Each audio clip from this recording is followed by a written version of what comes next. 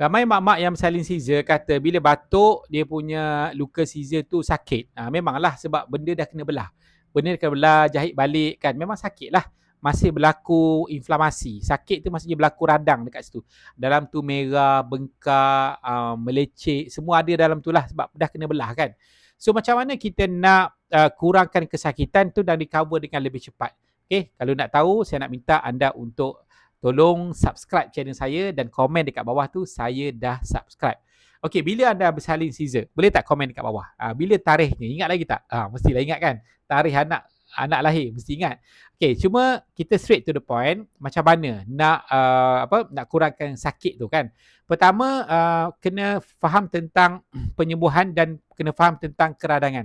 So berlaku luka, bengkak, merah tu maksudnya itu adalah keradangan. So ada dua yang saya suggest. Pertama ialah omega 3, dia bersifat anti radang dan dia bantu untuk kekuatan otot, dia bantu untuk aliran darah dan dia bantu untuk orang kata penyembuhan luka yang lebih cepat lah. Okay, omega 3. Okay, tapi ambil daripada minyak ikan. Sebab minyak ikan dia ada EPA dan DHA yang tinggi. EPA dan DHA yang tinggi itu sangat diperlukan untuk radang. So nak yang 90% EPA dan DHA paling tinggi dekat market, dapatkan dekat link yang saya sediakan di bahagian description. Okay, yang kedua saya cadangkan speed up recovery dan anti radang, anti bengkak, anti sakit menggunakan phytonutrient yang nama dia polyphenol blend. Polyphenol blend ni dia memang sangat tinggi kajian dan sangat tulen lah. Tapi harga dia tinggi sikit lah. Tinggi sikit lah, kena ready lah. Harga dia dalam beberapa ratus jugalah.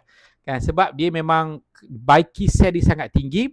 Sifat anti radang dia pun sangat tinggi. Sampaikan saintis buat kajian. Lepas kita ambil, selepas 1 jam, kadar keradangan bengkak-bengkak dalam tubuh kita menurun secara signifikan. So anda nak efek yang macam tu, nak benda yang selamat, bebas 350 bahan kimia dan memang digunakan secara efektif termasuk wife saya sendiri. So dapatkan daripada link yang saya sediakan di bahagian description.